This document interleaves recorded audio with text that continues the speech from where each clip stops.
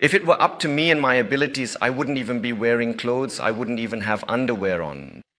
So I benefit here, and we benefit here, and we benefit every day from a miraculous and worldwide division of labor. In fact, thousands, hundreds of thousands, millions of people have contributed to making it possible for me to give this lecture here. In the Austrian school, from its very beginning and still prominently today, the fundamental focus was and indeed is squarely on the profound concept of the invisible hand, and also significantly on the intricate and essential division of labor. This concentration on the question of how this actually works, this desire to understand the miracle, has, as far as I can tell, faded into the background in other schools of economics. What are the institutions and phenomena that are associated with the invisible hand? These are the institutions of private property, the market, money, monetary calculation, and the entrepreneur or the enterprise. Unfortunately, I have to begin this lecture with a sad or even depressing announcement. Namely, I have no idea about the things one usually needs in order to give such a lecture. For example, I don't know, you're sitting on such nice chairs, I have no idea how to make something like that. You're sitting at tables which you also didn't set up yourselves. I wouldn't know how to make those either, and those are the smallest problems. Building a house like this, later connecting it to the sewage system, to electricity, and so on and so forth, or creating such a beautiful seminar room with windows in it that are glazed. All things I have no idea about, I could never make them myself. If it were up to me and my abilities, I wouldn't even be wearing clothes. I wouldn't even have underwear on. And that means the first thing I have to do here today is, of course, to say thank you to the Hayek Society for preparing all of this, because I certainly couldn't have done any of it myself. But I have to add, even the Hayek Society, I don't mean to offend, but I strongly assume that they also don't know how to make all these things. And certainly not how to make, for example, a microphone like this, or a computer that sends information to the projector, which then throws it onto the wall and all that kind of stuff. People, things. So who can I actually thank for all this? If not the Hayek Society, then who? And I actually have a bit of an idea of who one could thank or should thank, or who I need to thank here for making all this possible. And in fact, I even brought a picture of the one to whom I owe my thanks. And you can take a quick look at the picture here, presented in incredibly high resolution, so you can clearly and precisely see exactly who I am referring to. Please allow this image to truly sink in for a moment. Perhaps you might have an idea, a strong inclination as to who that individual truly is. Almost, it's the invisible hand. The invisible hand is an image painted in 1776 by Adam Smith in his book, The Wealth of Nations. He actually signed it too. And yes, what did Adam Smith actually say? Adam Smith once famously said, and this observation can be directly applied to the significant problem at hand in this very important talk, that actually thousands, indeed hundreds of thousands and even millions of dedicated people have contributed their efforts and expertise to making it entirely possible for me to stand here and give this lecture today. That things like this microphone or this computer or even this building we're sitting in exist at all. And these are people who participated or contributed even though they aren't actually interested in what's happening here at all. So for example, in the production of this microphone, there were people involved who produced all the materials. Then there were those who filed the patents, who conducted the research for it. They had no idea that this microphone would one day be used to record a lecture here in August 2025 for the Hayek Society. They might not even be interested in liberal ideas. Maybe they're even opposed to them. Maybe they're supporters of communist ideas or something else entirely. Still, they took part in it, they helped me. And why did they do that? Well, as I said, they weren't interested in this event taking place here. They really didn't care about that. They were, of course, only interested in their own benefit. So if they were workers, they wanted to earn their wages. If they were companies, they wanted to make profits. That's why they did it. They got involved here, and as if by magic, as if guided by an invisible hand, all these people were coordinated anyway and ultimately made it possible for everything we need to be here, for us to be able to give or listen to a lecture here. So I benefit here and we all benefit here, and every day we benefit from a miraculous and worldwide division of labor that is unregulated, decentralized. As I said, no one produced this microphone here as a commissioned job specifically for us. So, what Adam Smith profoundly said back then was an incredibly important and truly significant insight, or indeed a crucial and fundamental starting point for a brand new and evolving science. One could say that the idea of the invisible hand, even though it existed before Adam Smith and may have been expressed better after him, still one can say that this was the birth of economics, or as it is also called, political economy. A new object of knowledge had emerged or was present or had been discovered, processes or procedures that are not planned, that as a whole are not intended or coordinated, not planned, but nevertheless do not cause chaos, but rather something very orderly, because in the end, a whole range of products are produced that we can use in our daily and professional lives and wherever else we need them. And that was the object of knowledge, and I think to this day, basically, of economics, the invisible hand and the division of labor, which, with the help of the invisible hand, is organized without us fully understanding how and why. And along with this science of national economy, which has dealt with trying to understand this, what is the invisible hand anyway? How does it actually work? Is it really invisible? What are its prerequisites? What exactly is it? From this particular and profound science, a widespread and fervent enthusiasm for the concept of the invisible hand quickly and noticeably emerged. Just as an example, I always refer to this microphone here. A microphone is a transducer that converts airborne sound as alternating pressure sound waves into corresponding changes in electrical voltage as a microphone signal. No idea what that's supposed to mean. And I certainly wouldn't have any idea how to make it or how it's done. Still, and even though I'm all thumbs, I only have to work a few hours in my life to have enough money to afford a microphone like this. And by doing so, I draw on the work of thousands and thousands of people, some of whom are already dead, and I can afford it. And this enthusiasm, this has culminated in economic liberalism. That is, you could say, in the defense or promotion of the invisible hand. So if it works so well, if it's such a miracle that we can't even understand, then maybe we should be careful when we start tinkering with it, trying to change, intervene, or improve it. So, and today, in this particular lecture, the central topic will be the profoundly influential Austrian School of Economics. And if you were to genuinely ask me what is truly special and uniquely distinctive about this particular school of thought, and precisely how it can be clearly and effectively distinguished from all other prevailing currents and diverse approaches within the broader field of economics, I would unequivocally say that in the esteemed Austrian school, both from its very foundational beginnings and continuously up to the present day, the primary and enduring focus has consistently been and still very much remains on the intricate concept of the invisible hand, and specifically on the complex and dynamic process of the division of labor, which remarkably comes about in an almost truly miraculous, often imperceptible, and indeed invisible way, guiding economic interactions and societal organization.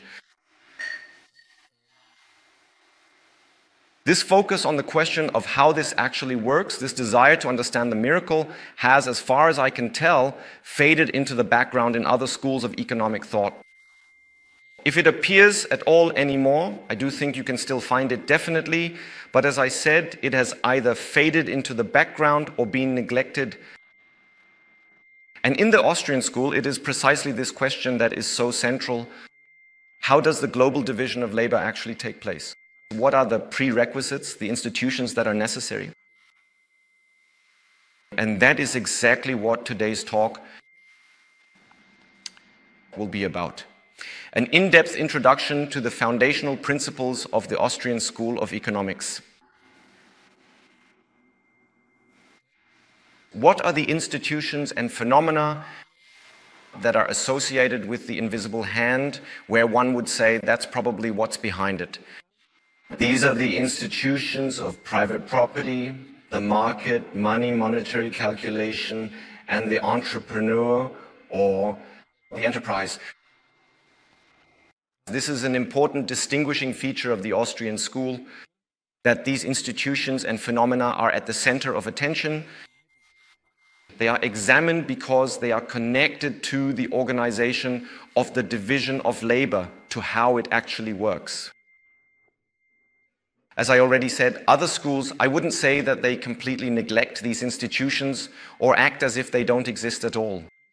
That would be an exaggeration, but as I said, I think they are neglected.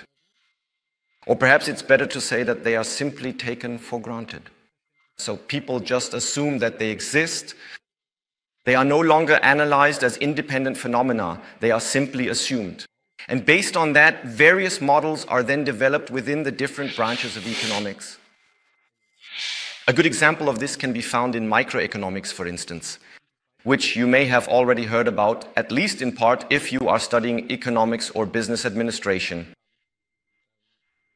One does not analyze an actually existing market and look at how it functions, but instead assumes from the outset that the market works perfectly, so that as an institution, as something that really exists, it is pushed into the background.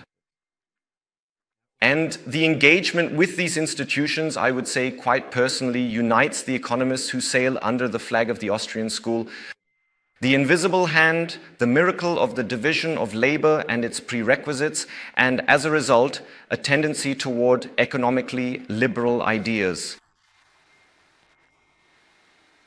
So before I go through the individual institutions I just listed, in order to give an introduction to the ideas of the Austrian school, I would like to make a very brief personal remark. For almost 20 years now, I myself have been driven and fascinated by this miracle of the division of labor. And I have to say, even though, let me put it cautiously, it is not easy to get a professorship in economics in the German-speaking world if you focus on Austrian, are in the school or concentrate on it. Still, I honestly don't even want to imagine what or where I would be today if by chance, when I was writing my thesis, I hadn't pulled Ludwig von Mises's National Economy off the shelf at the University Library in Passau. I just happened to walk by, had heard a little about it before, pulled it out, read it, and I have to say, it still sustains me to this day. So this motivation, and yes, I haven't regretted it for a single second. So that's that, end of parenthesis.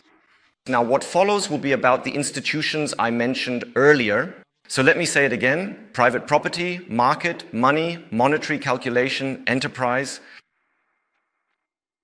What role do these actually play in market society or in the division of labor? Within the framework of the Austrian school, what does it say about this? And what theories has the Austrian school actually developed regarding these various institutions in the larger context of the division of labor, and what positions does it take on this? Related. So I will begin with what is probably the single most important institution and the one most likely to be closely associated with the renowned Austrian School of Economic Thought, the free market system. What role does the market actually play in the miracle of the invisible hand and the division of labor, one might also ask? Well, this could actually be answered very quickly and briefly. What role the market plays. So, I don't know which company this is from, maybe Sony, no idea. But of course, this company didn't manufacture the microphone because I, or the high society, or anyone else specifically placed an order for it. We have on August 6th, 2025, a lecture. On that day, we need a great microphone. You all know that's not how it works. Most everyday items and products aren't specifically made to individual order. Instead, they are generally produced in large quantities for the broader market and general consumption. that is for anonymous buyers. You don't know who will buy the microphone. You don't even know if anyone will ever buy it at all or if it will just sit on the shelf. So that means it's produced anonymously for the market. Almost all goods, and whether they are bought and under what conditions, is determined by supply and demand. And as we know, this is not centrally controlled. And yet, as we know, this somehow leads to order and even prosperity. So that would be a simple and quick answer. That's the role the market plays here. Everyone produces for it. It is not controlled. But of course, there are difficult questions that arise here. And this is where some contributions from the Austrian school can be found. Some might even say these are the most important contributions, at least chronologically the first ones. The question is, according to which criteria does this actually happen in the market? How is this division of labor organized? Who earns how much for their contribution? Which work is rewarded with a high wage and which with a low wage? Which company makes a profit? Which company makes a loss?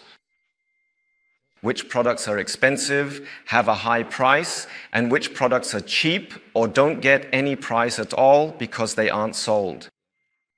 In other words, whom does the market actually reward? And whom does it punish, and in what way does it do so?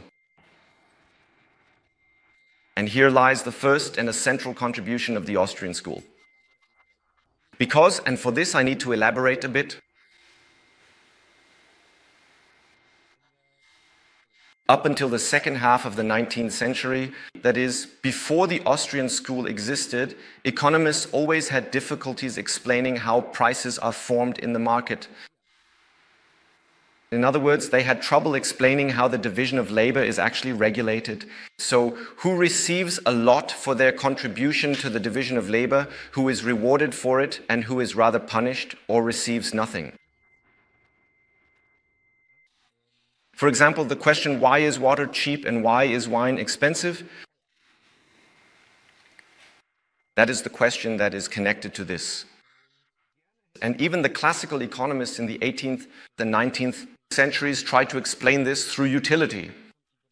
That means they would have liked to explain, yes, this or that product is expensive because it provides people with a high level of utility, and that's why those who produce this product are rewarded. And on the other hand, they would have liked to say this or that product is cheap simply because nobody or almost nobody needs it. And then they would have had a very nice explanation for how the division of labor is organized. Prices indicate how high the utility of certain things is. But they weren't able to achieve that because they thought about water. After all, it's incredibly important. We need water to survive, we need air to survive, but air costs absolutely nothing. And in our regions, water also costs practically nothing at all. Whereas wine is very expensive, but the usefulness of wine pens is already somewhat questionable, isn't it? So in reality, water is actually much more fundamentally important than wine. And they truly couldn't adequately explain that particular fact, which is precisely why they eventually started looking for viable alternatives. Alternative explanations, and indeed the usual explanation, the most common and widely accepted one at that particular time, was that the inherent costs fundamentally determine the exchange value of various things. So labor, and especially working time, in fact it was often called the labor theory of value. What labor is put into goods explains how expensive they are, what exchange value they have. So, what's the problem with this? It's not entirely wrong after all. You can kind of imagine it. If you think about it, that's right, water.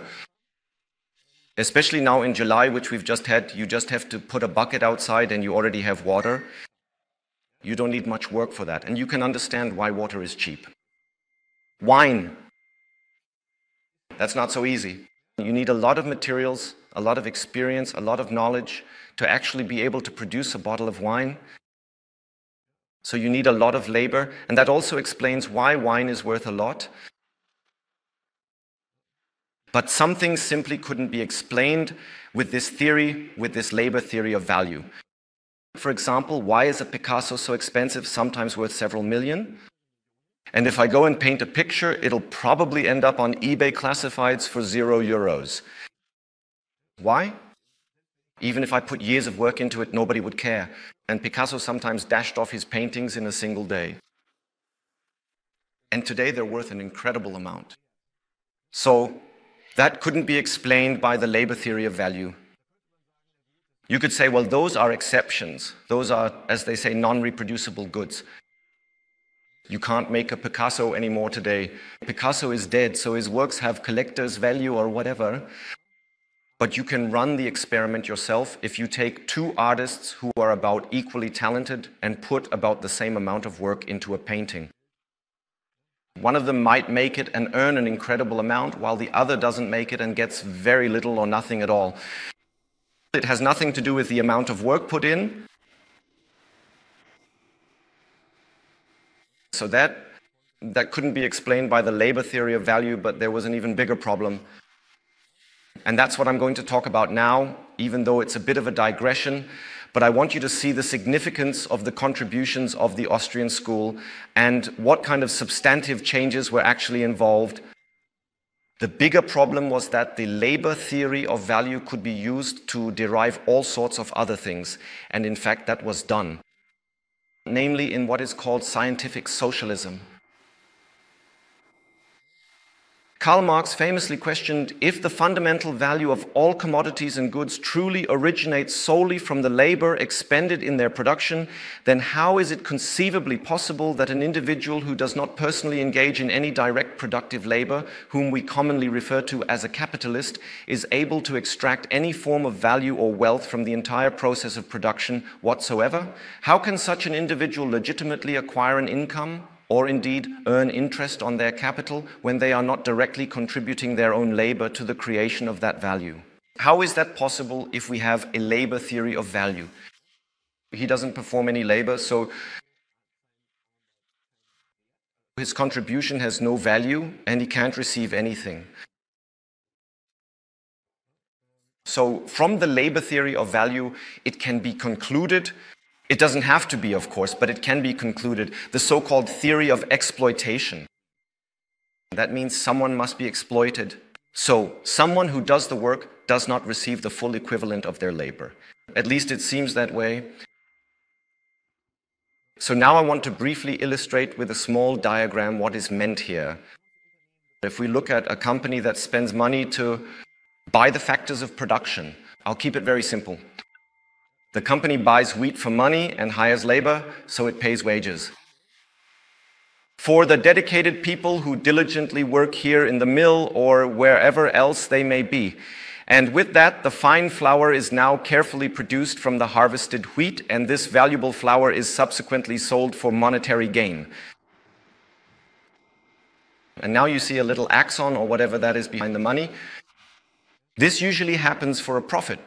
That means a company buys the factors of production, produces flour, sells the flour for money, and does so for a profit. That means the money it receives in the end is usually, or at least is intended to be, greater. This amount of money is greater than the money they spent. That means a profit has been made here, or a surplus value has been created here, as Karl Marx said. And the question was, if everything is valued according to labor, how can surplus value arise here? So if you consider what has been put in here in this simple model, of course. Wheat, how much is the wheat worth? The wheat is worth as much as the amount of labor that has been put into it.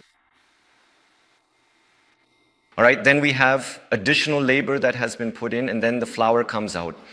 So how much is the flour worth? According to the labor theory of value, the flour should be worth as much as the amount of labor that has been put into it. The labor that went into the wheat and the labor that was added in the final production step together, that should determine the value of the flour. Then the flour shouldn't be worth more than the wheat and the labor, but should be worth exactly the same. So where does the profit come from then? And that was the exploitation theory. I'd like to briefly touch on that again, as I said, to contrast it with what Karl Menger later said to resolve this problem. After all, this is no small problem. Scientific socialism, as you may know, has more or less persisted to this day and was the basis for numerous, not particularly successful experiments.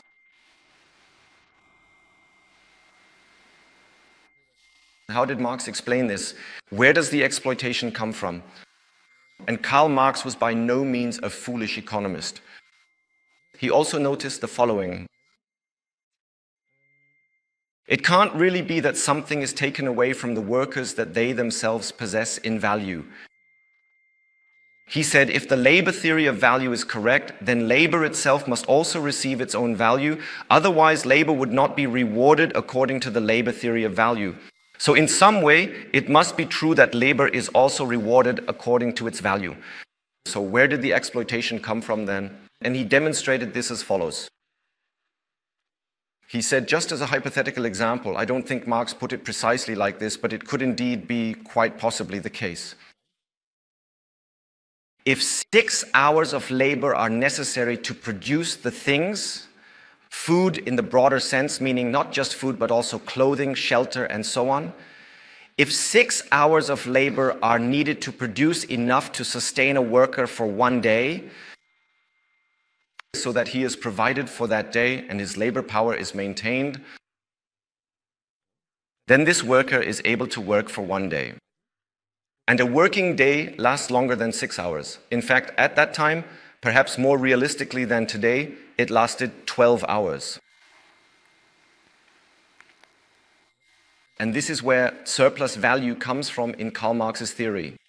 Only 6 hours of labor are needed to produce everything the worker needs and uses in daily life. But the worker can work 12 hours, so he can produce more than is necessary to sustain himself. That means the worker creates surplus value through working. So an exploitation now consists in the fact that workers no longer work for themselves. If they did, it wouldn't be a problem. If I am a craftsman and own all the tools and my own forge or whatever, then I can pocket the surplus value myself. But if I have to sell my labor because I can't afford the means of production myself, because, for example, I can't afford a large factory, then I can no longer pocket this surplus value myself. Then I sell my working time for its value. And its value is the 6 hours of labor that have been put in to produce or maintain this labor. And the other 6 hours are pocketed by the owner, the factory owner, the capitalist, the entrepreneur, whatever we want to call him.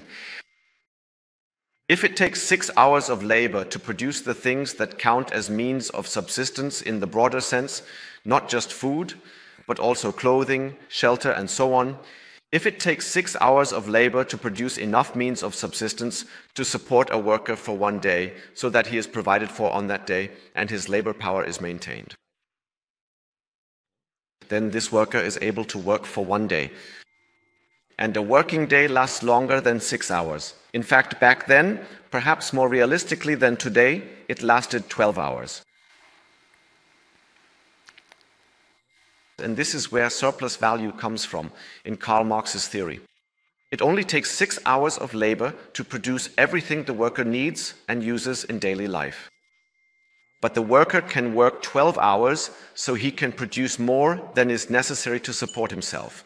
That means the worker creates the surplus value through their labor. So an exploitation now consists in the fact that workers no longer work for themselves. If they did, there would be no problem. If I run a craft business and own all the tools and my own forge or whatever, then I can pocket the surplus value myself. But if I have to sell my labor because I can't afford the means of production myself, because, for example, I can't afford a large factory, then I can no longer pocket the surplus value myself. Instead, I sell my working time for its value, and its value is the 6 hours of labor that have been put in to produce or maintain this labor. And the other 6 hours are pocketed by the factory owner, the capitalist, the entrepreneur, whatever we want to call him. And as previously mentioned, this particular concept could be directly derived from the foundational principles of the classical labor theory of value. It didn't have to be, but it could. And this interpretation had a considerable influence. And what does that actually mean? If you think this way, what does it mean? It means that the division of labor, as it is organized in the market economy, is based on exploitation. It means there is a class that owns the means of production, that rakes in profits without working, and there is another class that is exploited. They do receive the value because, according to the labor theory of value, these 6 hours of work are compensated, but the surplus value should actually belong to them as well, and that is taken away from them. That means basically with this theory, a negative judgment about the market economy, the market society, was implied. It could be derived from the labor theory of value. The market, so to speak, as an instrument of one class to exploit another class. So, and this is the background against which one must now understand what Carl Menger contributed in 1871 by showing that the whole thing operates according to different principles. The valuation is not based on the labor that has been put in. Because Carl Menger managed to show that the exchange value of things, the market prices, and thus one could say the rewards of the people participating in the division of labor are determined by the utility that these things, these goods, provide. In contrast to the labor theory of value, which is somehow objective and says that a good is worth as much as the number of hours put into it, he developed a different theory. I can measure that objectively. Instead, he put forward a subjective theory of value and thus explained how prices are formed. That was Carl Menger, who lived from 1840 to 1921, the founder of the Austrian School, and he made this important contribution in his Principles of Economics, that is, the book from 1871. I should also mention that Carl Menger was not the only one who had similar ideas at that time. There were others as well, but he is in the spotlight here, of course, because he happened to be the founder of the Austrian School. And he also made this contribution. Yes, but how did he actually do that? We already said earlier that, objectively speaking, water actually provides a greater benefit than wine. No one needs wine to survive. Subjectively, it's different. You need water to survive, you don't need wine to survive, so water should actually be worth more. So how did he explain that water is sometimes available for free or very cheaply, while wine is very expensive? So I would now address his contribution. We actually said that we would take questions at the end because it's a problem for the editing. So I would divide his contribution into two subparts. First of all, it says here, subjective theory of value. So what is this subjective all about? As we've seen, the labor theory of value is more like an objective theory of value. And Carl Menger said that there is no such thing as an objectively correct exchange value of things or goods. So when two parties trade, for example, when I go to a store and buy a pack of gummy bears, then I am trading with the shop owner. But it's not the case that if this pack of gummy bears costs, say, €1, we could simply say that the value of this pack of gummy bears is €1. Rather, it's actually the case that if I go to the trouble of going to this store and hand over €1 for these gummy bears, then I'm actually showing that these gummy bears are worth more to me than that €1. So for me, there is a value inequality between the gummy bears and the euro, and for the shop owner, it's exactly the opposite. He doesn't sell me the gummy bears for €1 because he thinks it's an even trade and nothing changes for him, but of course he sells them to me because he thinks that the euro is worth more to him than the pack of gummy bears. So in fact, both parties want to gain something from this transaction because there is a value inequality here. It's just that the hierarchy is reversed for the two parties involved in the exchange. So value is created in the act of exchange because there is a subjectively perceived value inequality between those who are trading. And at this point, I would like to return once more to the theory of exploitation. If, as an employee, I consciously sell my valuable labor to a particular company, let's say, for instance, for a rate of €20 an hour, then that fundamentally means that for me personally, my dedicated working time is actually worth considerably less than the full 20 euros I ultimately receive per hour. Otherwise, I wouldn't do it. And conversely, the company is showing that the 20 euros are worth less to them than the work I can do for them in an hour. So that means here too, this particular employment contract only ever takes place because both involved parties at the very least genuinely believe subjectively that they will significantly benefit from it.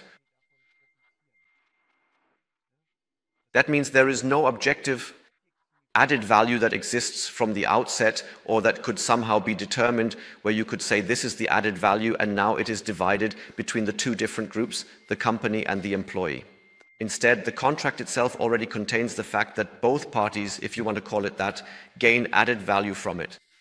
Otherwise, the whole thing wouldn't come about. If you want to put it that way, you could also say each exploits the other. So the employee exploits the company and the company exploits the employee because both benefit from it. Maybe that's a clumsy way to put it. But you could say it like that. Now, some will say that sounds pretty naive. So if someone works for Jeff Bezos, say in some Amazon warehouse out in the provinces, could you really say that they're exploiting Jeff Bezos and interpret it that way? As I said, the wording is wrong anyway.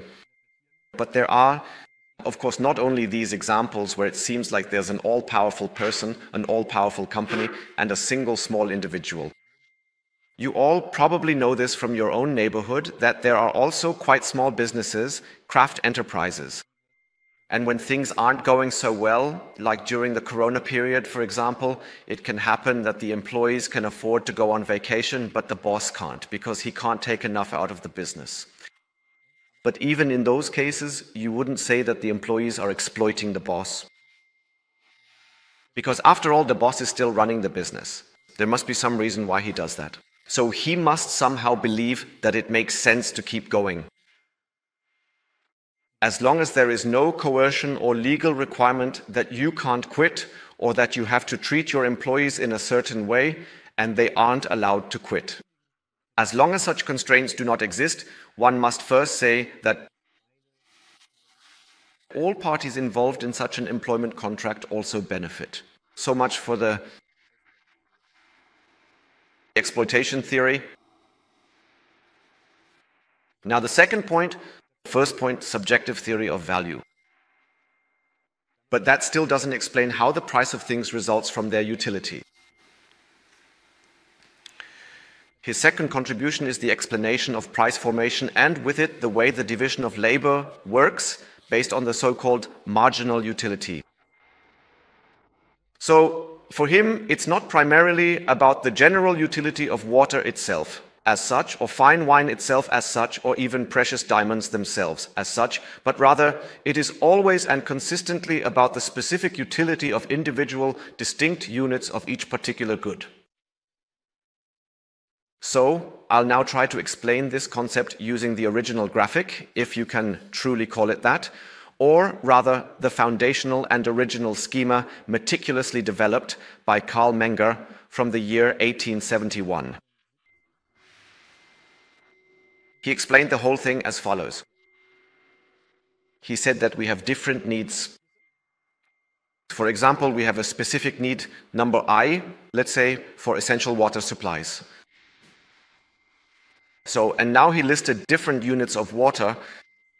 First of all, water is, objectively speaking, incredibly important. We would also say this subjectively, without water we would all die. That means the very first unit we need just to survive would have a very high utility for us. This is indicated here by the number 10. We simply need that. 10 is also the highest value. It's the highest number that appears anywhere in this entire scheme. Just having water at all is extremely important. The second unit of water is, of course, still incredibly important. Just because we survive doesn't mean it's healthy to get by with very little water. So the second unit is also still very valuable. This high value is indicated here by the number 9. The next unit is still worth a lot. After all, we want to drink 2 or 3 liters a day. That's why these still have a value of 8, 7, 6, 5, 4. Then, of course, you also need water to water your plants or to wash yourself and so on and so forth. But at some point, when you have so much water that you don't even know what to do with it anymore, then the next unit of water is worth nothing to you. At that point, it has a marginal utility of, or water then has a marginal utility of 0. Another unit doesn't do anything for me anymore. If I water anymore, my beets will rot. What am I supposed to do with it? And it's the same with other needs, for example, the need for food. Of course, we would also die if we had no food, but water is probably a bit more important because we need it constantly, even though we can go a few days without eating. So the first unit, let's just say, has a utility of 9. Yeah, of course, we simply need food. Without food, we also won't survive in the long run. And the second unit might then have a utility of 8, and the next one 7. Naturally, we want to eat a bit more. We don't want to lose weight. We at least want to have enough calories each day so that we don't waste away, and so on. And at some point, you're also happy if you get a dessert. That means all the additional units still have some utility, but at some point, you also end up at 0 here. If I say, if I eat another piece of cake now, I'll have to throw up, then it's too much, then its utility is 0. And of course, there are other needs as well, let's say for housing, which is also very important, but not quite as important. And for other things, for example, with Kalmenger, need number 5 was the need to smoke, which today is probably much further down the list for most people. And there are other needs as well. What would you call them? Luxury needs or non-essential things. He created a schema with 10 different needs.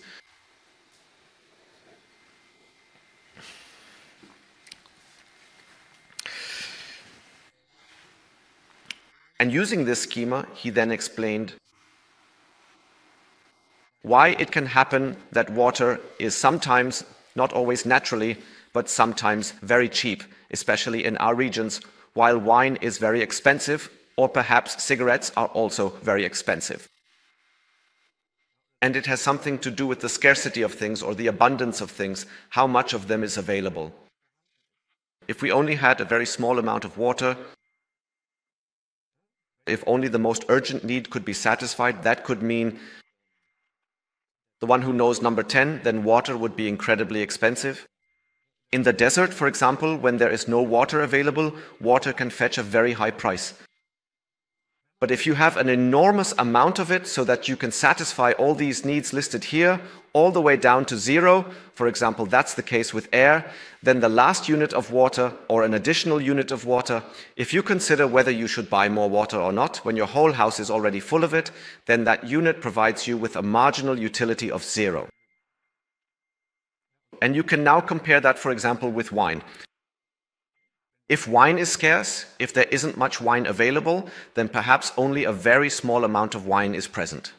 And the need for wine, let's say that's need number 6, is only very weakly satisfied or can only be satisfied to a very limited extent. So here we might be at a 5 or a 4.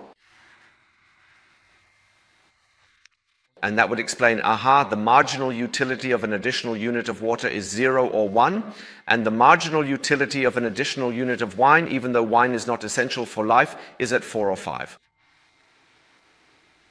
And with that, he explained why the price of water can be lower than that of wine or even diamonds.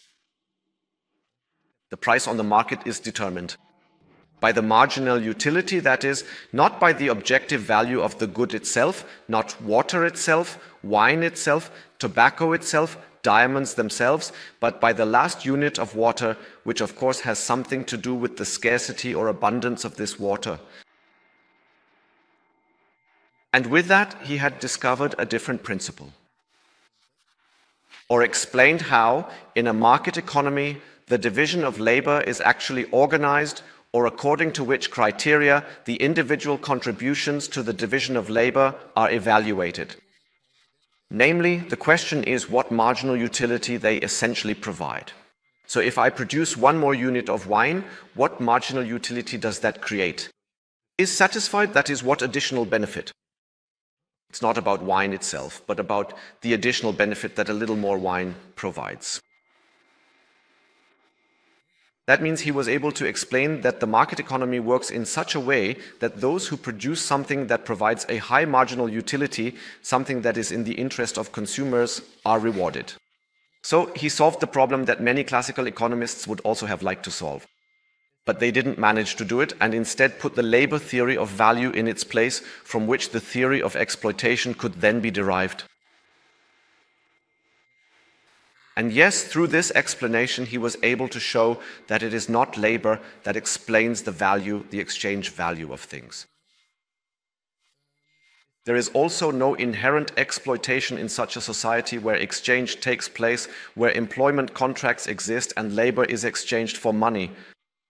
There is no objective surplus value being extracted. Rather, this surplus value is also something subjective, which fundamentally arises for all parties involved. No objective value, but a subjective one, and an explanation based on marginal utility. So here I tried to explain why this contribution is so important and what it actually means, what kind of interpretation it allows for, and what it actually stands in opposition to.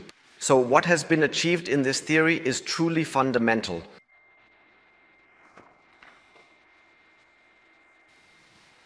However, this still does not fully and completely explain the fundamental institution of the market, or rather, it is still not entirely clear what significant and valuable contributions the renowned Austrian School of Economic Thought has made to this particular and complex subject. In particular, the problem is actually a bit more complicated than I have just presented it here. As I mentioned, what Carl Menger introduced is a subjective theory of value, and of course, can we evaluate consumer goods in some way, rank them in order? We can definitely do that.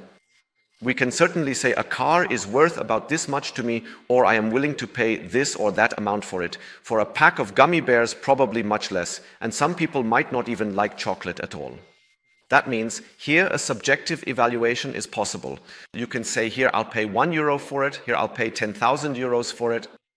For this or that house I might pay 1 million. We can evaluate that subjectively because we are inside ourselves and know whether we need it or not. But what about things that we cannot evaluate subjectively? There are an incredible number of those. I have repeatedly pointed out this microphone. All the components inside it, the materials inside it, the raw materials that were used for it, the machines that were needed to manufacture it, nobody has those at home. Nobody just goes to the store and buys that thinking about what it's worth to them. Instead, these things are part of upstream production, and there is no one there to evaluate them subjectively. Still, the question has to be asked, how does the whole thing work? So how does this division of labor work in this area, where things can't be evaluated subjectively? And here too, it was Carl Menger who pointed out this problem and already showed how the solution works. He identified the problem. The division of labor also extends over time. So there aren't just people who make microphones and people who make the rubber bands. People who, produce water, but there are also people who have to produce all the preliminary products beforehand. So these are also people who do some kind of work that's also part of the division of labor, but it's not evaluated subjectively. But we also have to analyze this and ask how it works. Carl Menger would have said, a term you probably know, that the division of labor also applies to higher order goods. So not just consumer goods and the lower order goods, which are directly necessary to produce consumer goods, but also higher order goods. That is, goods needed to produce goods that are needed to produce goods, so that I can ultimately produce the consumer good. That is also division of labor. So, as we have organized it, first of all, just to present the problem. So, first of all, we have a product that is supposed to be sold to consumers. But first, it has to be produced. It has to be produced with various... Here, the whole process is plotted along the timeline because the work process, the production process, takes time. It has to be produced using various means of production. And the term means of production, I've simply used it here to refer to things needed in production. Whether it's machines, raw materials, certain metals, things, tools that are needed to produce the product. You need quite a lot of these for each product. Here, as a simple model, I always assume that you only need two things, but you can imagine that in reality it's more complicated. And classically, you also need labor and land. Labor is straightforward. Land is always a bit of a tricky subject. The classical economists always included it. But of course, even a bakery has to be located somewhere, so you have to rent land, or at least the building that stands on the land. That's why I've included it here. And now the problem is that these means of production themselves have to be produced again. So they are produced means of production. So for example, if means of production 1 is flour, then flour itself also has to be produced. By other means of production, let's say by wheat and by a mill. And here too, labor and land have to be used. And also means of production too. Let's say that's yeast. Yeast also has to be produced. For that, I need various means of production as well as labor and land. And this production must have already taken place beforehand. Before I can produce the product myself, these other things must have already happened, so further back in time.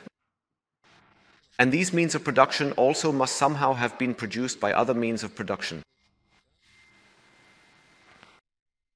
And you see, this whole process can actually be continued indefinitely. So means of production 7 also has to be produced, and means of production 8 and 9, 10, 11, 12, 13, 14. And the input factors that were used at this level also have to be produced, and so on and so forth. And the problem still looks relatively simple here. As I mentioned, in reality, there are, of course, many more things that need to be combined at each level. And not just labor in general, but naturally, there are many different types of labor that have to be combined. And depending on what you are doing, also different types of land or soil. Then I have only shown a single product here. Most companies already produce more than one product, and then there are many companies with thousands, millions, and billions of products. And all of these have to be manufactured. They all have such a production structure in the background, and of course, these production structures also overlap. So there are many means of production that are suitable for several products. Of course, so this adds another layer of complexity. Then there are means of production that are partly consumer goods and partly used in production, like coal, for example. You can use it for grilling, but you can also use it for steel production. So very, very, very, very complicated. And as far as I can judge, this is a genuine contribution of the Austrian school. So you can also find marginal utility theory elsewhere, but this particular issue that the division of labor extends over time and the emphasis placed on that, you will find, as far as I can tell, almost exclusively in the Austrian School of Economics. And as I said, the idea goes back to Karl Menger. So we will see later, not using this particular diagram for now, that the comprehensive valuation of these higher order goods, these essential means of production, also fundamentally originates from the crucial marginal utility that the final products ultimately provide to the discerning consumers. So here too, there is a clear and compelling explanation based entirely on utility. So the same principle applies here in the division of labor as it does elsewhere. But I would like to explain that in more detail later when I introduce the other institutions, money, monetary calculation, and so on, because they also play an essential role in the whole matter. Here, I would first like to point out that this concept of the structure of production, yes, this is how I would represent it, though there are other illustrations of it which you may know. For example, Hayek has a different one than this. But something like this, or something similar, you can find this in various places. And first of all, Böhm-Bauwerk, so I don't know if everyone can see it, but I specifically wore it today. A Böhm-Bauwerk t-shirt, the structure of production, which also fits well with this slide. The t-shirt is from the Ludwig von Mises Institute in Auburn. Eugen von Böhm-Bauwerk, a prominent economist, lived from 1851 to 1914 and also extensively used this particular structure of production himself. And of course, he significantly contributed to the economic theory as well, and he specifically utilized this very structure of production in his comprehensive theory of interest. For him, It was mainly about this passage of time, that is, the time that elapses between the use of earlier production factors and later production factors. And he called all of this roundabout methods of production, which here can also be undertaken by not producing things directly, but first creating intermediate goods and then the final product itself. And he believed that longer roundabout methods of production are more productive than shorter ones, which for him was an explanation of the interest rate. Why? In other words, the passage of time generates income. And he also said that present goods, that is the product here on the right side, already exist today. They are more valuable than future goods, because the means of production further to the left will only become products in the future and are therefore worth less. And he also holds this responsible for the existence of interest. So these ideas play an important role in the theory of interest. I won't go into that as it would take us too far afield, just so you know how this is connected with this lecture. Then Friedrich August von Hayek, I think I don't need to introduce him here, lived from 1899 to 1992, and he also used this production structure. He diligently continued his extensive work on Ludwig von Mises' profound business cycle theory, and as a significant recognition of his groundbreaking contributions, he even received the prestigious Nobel Prize for his efforts in the year 1974. And he meticulously explained his comprehensive business cycle theory, illustrating its intricate workings by utilizing the concept of the production structure. To briefly and clearly relate this profound theoretical framework to the points and ideas I have already articulated and discussed in our conversation so far. Essentially, he posited that the division of labor over time is very important and that it must be coordinated. But if the central bank or monetary policy intervenes and changes certain variables, especially the money supply or the interest rate, then this division of labor is manipulated and the production structure is altered in a way that cannot be sustained in the long run. So, in this way, his business cycle theory ties in with what we've discussed so far. Then there is Ludwig Lachmann, who lived from 1906 to 1990, also an economist of the Austrian School, not quite as well known, I suppose. He meticulously used this comprehensive scheme of the entire production structure to thoroughly explain the crucial role of entrepreneurship within the economic system. We'll come to that in a moment. So he clearly showed us how it works in detail. Entrepreneurs are entrepreneurs who bring order into this production structure, who combine different means of production with one another, who combine different ones from within this complex structure in order to order and organize them with a view to final consumption. In other words, to produce something which ultimately leads to the production of consumer goods. So that, in essence, was the fundamental function of the entrepreneur, and this crucial role can be effectively illustrated by Ludwig Lachmann here, specifically using this incredibly complex, indeed much more intricate and detailed than is readily shown here, production structure. And of course, we must not forget Murray Rothbard, who lived from 1926 to 1995. For him, this production structure played a central role in his well-known economics textbook, Man, Economy, and State. Because you could say he essentially, though not completely, that would be incorrect, but he did adopt quite a bit from these other three gentlemen pictured here.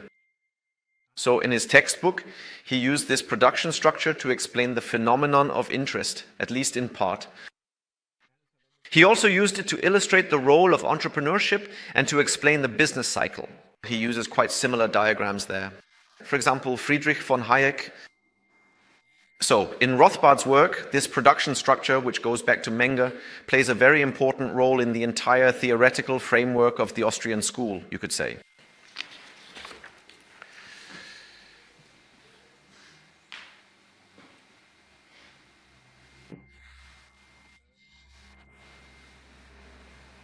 I would now like to go through one more institution before we take a break, or perhaps before we open up the discussion. As I already mentioned, the market is probably the institution most commonly associated with the Austrian school, and probably rightly so. But of course, the market is not everything. it's all well and good to talk about exchange. But exchange is not always possible.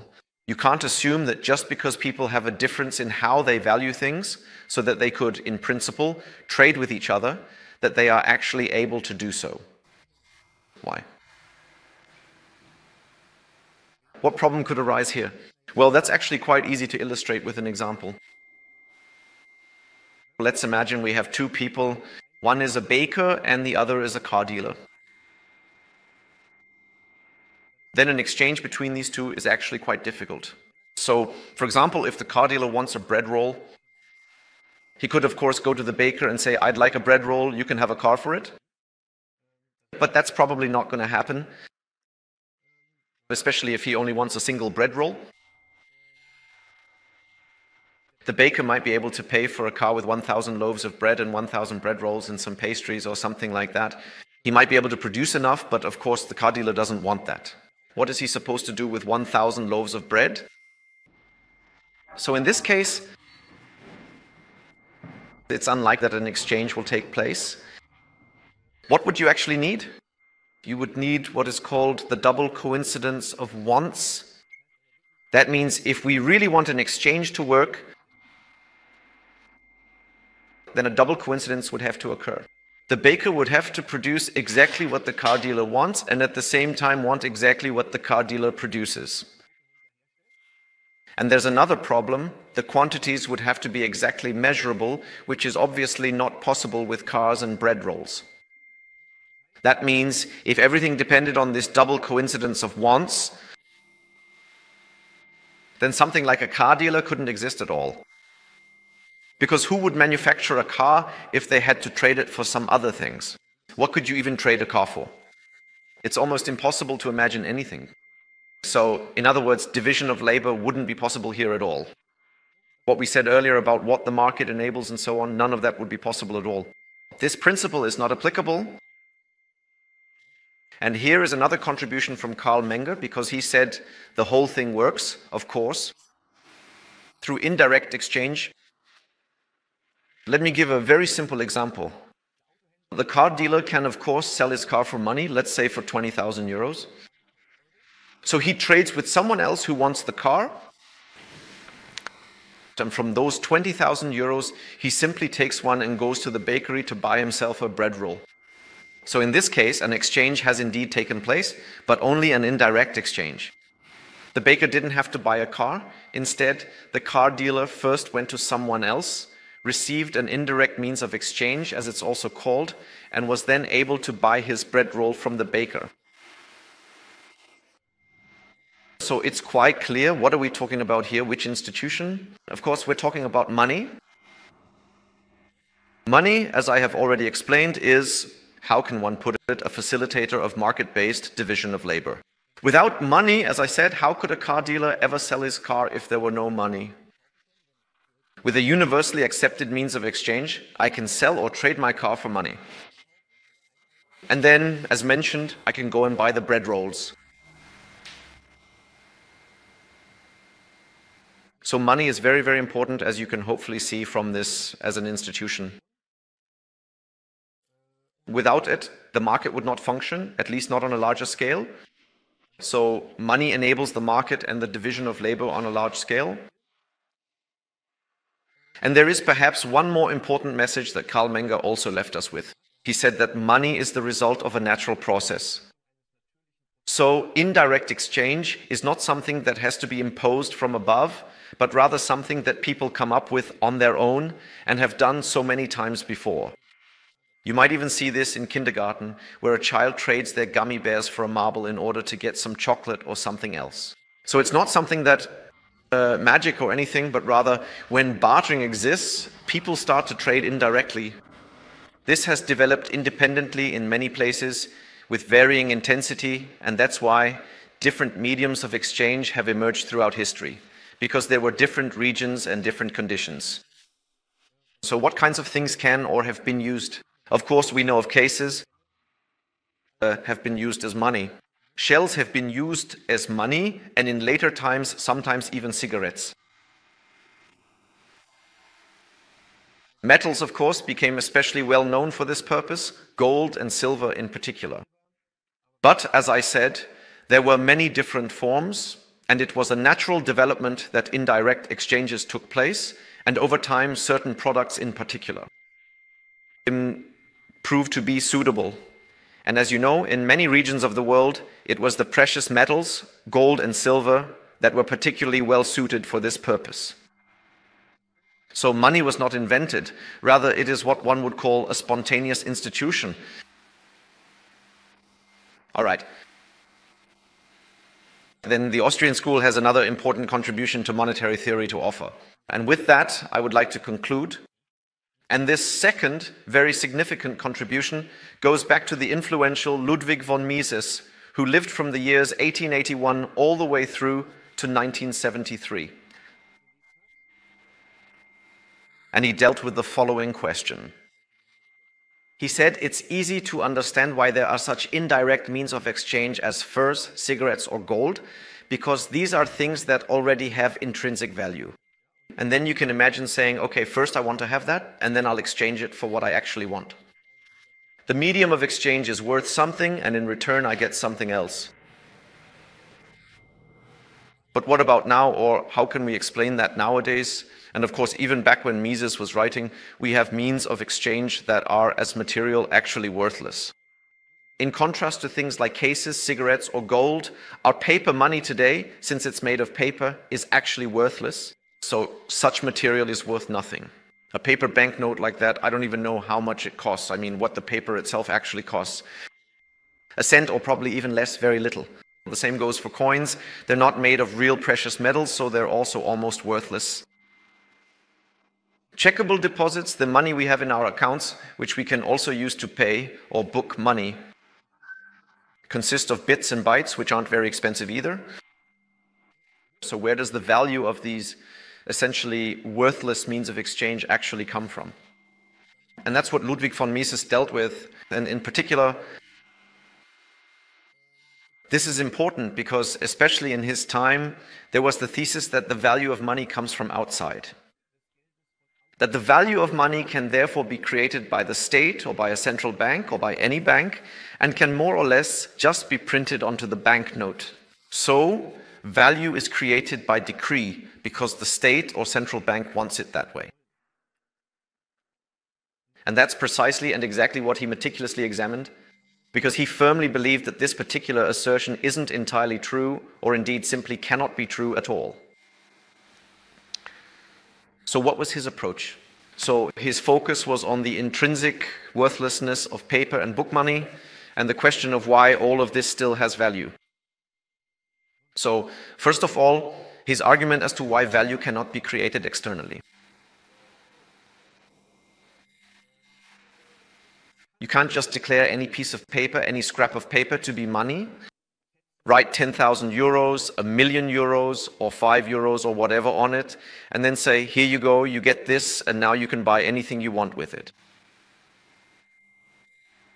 Because how is it really? Would I accept such a scrap, such a piece of paper money? I would only accept it and give up my labor or whatever I own that I could trade only if I knew that I could actually do something with this scrap of paper. That means if I can use this scrap of paper or the book money or whatever it is to then buy something from you. So if I know, sure, I can buy something with it myself. In other words, I only accept it if I know that you will also accept it. But you do accept it. You only accept it if you know that I accept it, or everyone else does. So there's some kind of logical fallacy here. That doesn't work. So for money to be widely accepted, it must have already been generally accepted before. So the fundamental idea of simply doing this by governmental decree is inherently quite difficult and problematic. It won't work that way. And Mises said, no, it actually worked quite differently. And that's the so-called regression theorem, which goes directly back to him and his significant contributions to economic thought. The value of money comes from somewhere else. It doesn't come from outside by decree, but rather develops from the market process, from the natural system of division of labor. Money is another element of this division of labor. He said, the argument was that for me to accept money, it must have already been valuable beforehand. So I need to know that it was already accepted before and that I can buy something with it. And he said, today's paper money is worth something to me today because I know it was already accepted yesterday. So I know that yesterday you could buy this or that with 500 euros. So today I can easily exchange my work for 500 euros. And I know that I can use it myself to buy something else. And it was exactly the same yesterday.